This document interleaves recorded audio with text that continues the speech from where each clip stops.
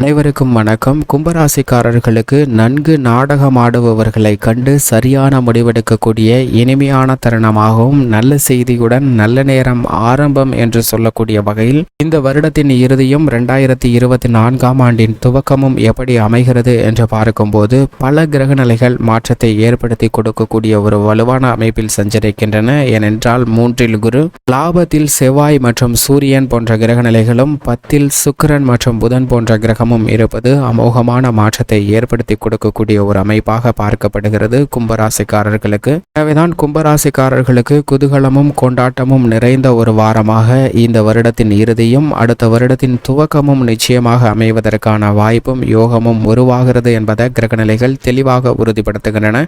நன்கு நாடகமாடுவதை கண்டு முடிவெடுக்கும் நேரமாகவும் நல்ல செய்தியுடன் நல்ல நேரம் ஆரம்பிக்கும் தருணமாகவும் இந்த வருடத்தின் இறுதியில், அதாவது 2023ஆம் ஆண்டின் இறுதியும் 2024ஆம் ஆண்டு துவக்கமும் எப்படி அமைய போகிறது என்பதை சற்று விரிவாக பார்க்கலாம். அதாவது 27/12/2023 முதல் 2/1/2024 வரை எப்படி அமைகிறது, இந்த 7 நாட்கள்ல கிரகநிலைகளின் அமைப்பு எப்படி உள்ளது என்று ஆராய்ந்து பார்க்கும் போது முழு சுபகிரகமும் தோஷமற்றவருமாக இருக்கக்கூடிய குரு மேசராசியில் விரைவாக நன்மைகளை அள்ளித்தரக்கூடிய ஒரு அமைப்பில் வக்ர நிவர்த்தி பெற்று நேர்கதியில் சஞ்சரிக்கிறாருங்க. குரு தனது பலத்துடன் சஞ்சரிப்பது வரவேற்கத்தக்க ஒரு அமைப்பாக பார்க்கப்படுகிறது. ஏனென்றால் குருவினுடைய இந்த மாறுதல் பல்வேறு வகையில நன்மையை அள்ளி கொடுக்கக்கூடிய ஒரு அமைப்பாக பார்க்கப்படுகிறது. எனவே குரு பகவான் எதிர்பாராத நல்ல பல அதிர்ஷ்ட யோக வாய்ப்புகளையும் முன்னேற்றத்தையும் கொடுக்கக்கூடிய ஒரு வலுவான அமைப்பில் சஞ்சரிக்கிறாருங்க. இது வரவேற்கத்தக்க ஒரு அமைப்பாக பார்க்கப்படுகிறது. சந்திரனை பொறுத்த வரைக்கும் மிதுனம், கடகம் மற்றும் சிம்மம் ஆகிய ராசிகளில் சஞ்சரிக்க போகிறாருங்க. சந்திரன் ஆட்சி பலம் பெறக்கூடிய ஒரு வாரமாக இந்த வாரம் பார்க்கப்படுகிறது.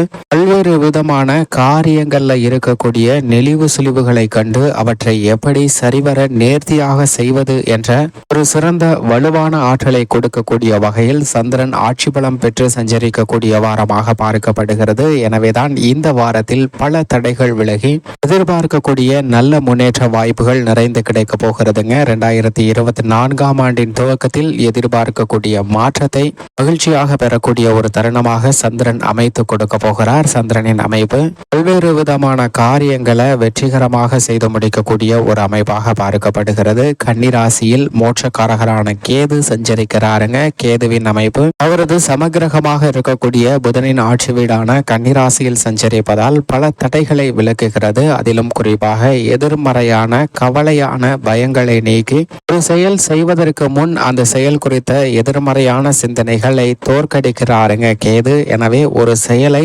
துணிந்து செய்து அதில் வெற்றி பெறுவதற்கான வாய்ப்பை நிறைந்து கொடுக்கிறாருங்க. இது வரவேற்கத்தக்க ஒரு அமைப்பாக பார்க்கப்படுகிறது. மற்றொரு நிழல் கிரகமாக இருக்கக்கூடிய ராகு குருவின் ஆட்சி வீடான மீன ராசியில் சஞ்சரிக்கிறாருங்க. ராகு சமபலம் பெற்ற குருவின் ஆட்சி வீட்டில் சஞ்சரிப்பதால் பல தடைகளை தகர்த்தெறிகிறாருங்க. நீங்கள் திட்டமிடக்கூடிய காரியங்கள் அனைத்திலும் எதிர்பாராத நல்லதொரு மாற்றத்தை ஏற்படுத்தி கொடுக்கக்கூடிய ஒரு வலுவான அமைப்பில் சஞ்சரிக்கிறார். எனவே இந்த வருடத்தின் இறுதியிலும் 2024ஆம் ஆண்டின் துவக்கத்திலும் நல்ல ஒரு இனிமையான தருணமாக அமைவதற்கான வாய்ப்பை நிழல் கிரகமாக இருக்கக்கூடிய ராகு கேது நிஜ வாழ்க்கையில் சமபலம் பொருந்திய கிரகநிலைகளில் சஞ்சரிப்பதால் நிறைந்து கொடுக்கக்கூடிய ஒரு இனிமையான தருணமாக பார்க்கப்படுகிறது. அதே போன்று சுக்கிரன் விருச்சிக ராசியில் வலுவாக சஞ்சரிக்கிறாருங்க. சுக்கிரன் விருச்சிக ராசியில் சஞ்சரிப்பதோடு மட்டுமல்லாது அறிவுக்கு அதிபதியும் வித்யாகாரமாக இருக்கக்கூடிய புதனுடன் இணைந்து சஞ்சரிக்கிறாருங்க. ஏனென்றால் இரு சுப கிரகங்களும் இணைவது இந்த வாரத்தில் ரெட்டிப்பு நன்மை கொடுக்கக்கூடிய ஒரு அமைப்பாக பார்க்கப்படுகிறது. ஏனென்றால் ஆட்சி பலம் பெற்று சஞ்சரிக்கிறார் சந்திரன். அப்படிப்பட்ட இந்த தருணத்தில் சுப கிரகமாக இருக்கக்கூடிய சுக்கிரனும் புதனும் இணைந்து சஞ்சரிப்பது ரெட்டிப்பு நன்மையை உருவாக்கக்கூடிய ஒரு தருணமாகவும் மகிழ்ச்சியாக பல நன்மைகள் நிறைந்து உருவாகக்கூடிய ஒரு தருணமாகவும் பார்க்கப்படுகிறது. அதிலும் குறிப்பாக நன்கு நாடகமாடவர்களிடமிருந்து விலகுவதற்கான வாய்ப்பு மட்டுமல்லாது திடீர் திருப்பங்களை ஏற்படுத்தி கொடுக்கக்கூடிய ஒரு அமைப்பாக பார்க்கப்படுதுங்க. சுப கிரகங்களாக இருக்கக்கூடிய சுக்கிரன் மற்றும் புதன் இணைந்து சஞ்சரிப்பது வரவேற்கத்தக்க ஒரு அமைப்பாக பார்க்கப்படுகிறது. எனவேதான் இந்த தருணத்தில் நல்ல செய்தியுடன் நல்ல நேரம் ஆரம்பம் என்று சொல்லக்கூடிய வகையில் பல மாறுதல்கள் தடைகள் உருவாகக்கூடிய ஒரு இனிமையான தருணமாக பார்க்கப்படுகிறதுங்க. அது மட்டுமல்லாது சரியான முடிவெடுக்கக்கூடிய ஒரு சிறந்த நேரமாகவும் அமைய போகிறது. பல்வேறு வகையான புதிய வாய்ப்புகளில் உள்ள தடைகளை நிவர்த்தி செய்து சரியாக தெளிவான முடிவெடுக்கக்கூடிய ஒரு சிறந்த ஆற்றலை கொடுக்கின்றனர். இது வரவேற்கத்தக்க ஒரு அமைப்பாக பார்க்கப்படுகிறது. செவ்வாயை பொறுத்த வரைக்கும் இந்த தருணத்தில் தனது நட்பு கிரகமாக இருக்கக்கூடிய குருவின் ஆட்சி வீடான தனுசு ராசியில் சஞ்சரிக்க போகிறாருங்க. செவ்வாய் தனுசு ராசியில் சஞ்சரிப்பது தடுமாற்றங்கள் அனைத்தையும் நிவர்த்தி செய்வதற்கான வாய்ப்பை உறுதிப்படுத்துகிறதுங்க. எதிராக பல சூழ்ச்சிகள் நிறைந்த விஷயங்களை கண்டுகொள்வதற்கான வாய்ப்பை உறுதிப்படுத்துகிறார். இந்த தருணத்தில் பல கிரக நிலைகள் நட்பு கிரகத்துடனும் ஆட்சி பலம் பெற்றும் சஞ்சரிப்பது வரவேற்கத்தக்க ஒரு சிறந்த வாரமாக பார்க்கப்படுகிறது. எனவேதான் நன்கு நாடகமாடவர்களை கண்டு சரியான முடிவெடுக்கக்கூடிய ஒரு சிறந்த தருணமாக அமைய போகிறது. பல தடைகள் விலகக்கூடிய ஒரு இனிமையான தருணமாக அமைகிறது என்பதில் சந்தேகமே இல்லை. அதே போன்று நவகிரகங்களிலே மிகவும் வலிமை வாய்ந்தவராக கருதக்கூடிய சனி கும்பத்தில் ஆட்சி பலம் பெற்று சஞ்சரிக்கிறாருங்க. கும்பராசியில் சனி சஞ்சரிப்பது ஒரு சிறப்பான வரவேற்கத்தக்க ஒரு அமைப்பாக பார்க்கப்படுகிறது. ஏனென்றால் சனி பகவான் மற்ற ராசிகளில் சஞ்சரிப்பதை விட கும்பத்தில் இருக்கும் போது பல நன்மைகளை அள்ளி கொடுக்கக்கூடிய ஒரு வலுவான அமைப்பில் வீற்றிருப்பாருங்க. எனவே இந்த தருணத்தில் உத்தியோகம் தொழில் ரீதியாக சிறந்த மாறுதலை பெறுவதற்கான வாய்ப்பும் அதில் சரியான முடிவும் நல்ல செய்தி கிடைக்கக்கூடிய ஒரு இனிமையான தருணமாகவும் அமைய போகிறது என்பதை சனி தெளிவாகவும் துல்லியமாகவும் உறுதிப்படுத்துகிறார். சனியின் அமைப்பு பல மாற்றங்களோடு சேர்ந்த முன்னேற்றத்தை உருவாக்கக்கூடிய ஒரு அமைப்பாக பார்க்கப்படுகிறது. இப்படி 27/12/2023 முதல் 2/1/2024 வரை கிரகநிலைகளின் அமைப்பு உள்ளது. கும்பராசிக்காரர்களின் குடும்ப சூழ்நிலையை பொறுத்தவரைக்கும் குரு 3ஆம் இடமாகிய சகாயஸ்தானத்தில் வீற்றிருக்கிறாருங்க.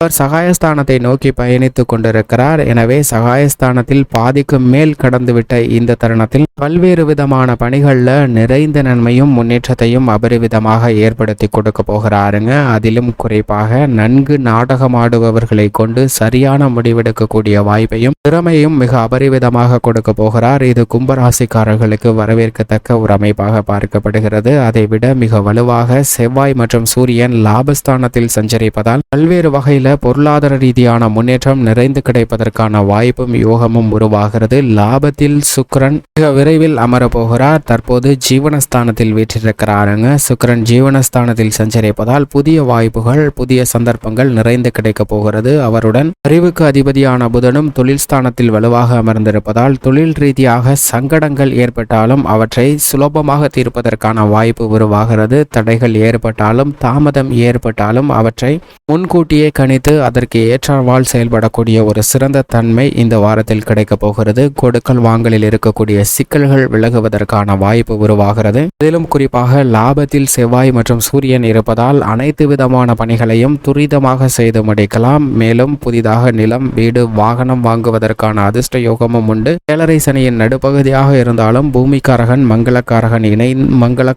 லாபத்தில் இருப்பது மட்டுமல்லாது சூரியனுடனும் இணைந்திருக்கிறார். எனவே புதிய சொத்துக்கள் வாங்குவதற்கான யோகமும் உண்டு. ஆனால் அதே சமயம் இந்த தருணத்தில் ஜென்மத்தில் ராசியின் அதிபதி அமர்ந்திருக்கிறாருங்க. சற்று விழிப்புணர்வுடன் இருக்க வேண்டும். அது மட்டுமல்லாது 2இல் ராகுவும் அஷ்டமத்தில் கேதுவும் இருப்பதால் எதை செய்தாலும் ஒரு முறைக்கு இருமுறை யோசித்து செய்ய வேண்டும். அகலக்கால் வைக்க வேண்டாம். மற்றபடி அனைத்தும் சாதகமாக அமையும். மேலும் சாதகமாக மாற்றிக்கொள்ள கும்பராசிக்காரர்கள் இந்த வாரத்தில் சுற்றுலாக்கள் மற்றும் ஆன்மீக சுற்றுலாக்கள் சென்று வாருங்கள். அப்படி சென்று வருவதோடு மட்டுமல்லாது இந்த வருடத்தின் துவக்கத்தில் முதல் நாளன்று அருகாமையில் உள்ள ஆலயம் சென்று தீபம் ஏற்றி வழிபாடு செய்யுங்கள். நிறைந்த நன்மையும் முன்னேற்றமும் உங்களுடைய வாழ்வில் நிச்சயமாக இனிதாக கிடைக்கும் என்பதில் சந்தேகமே இல்லை.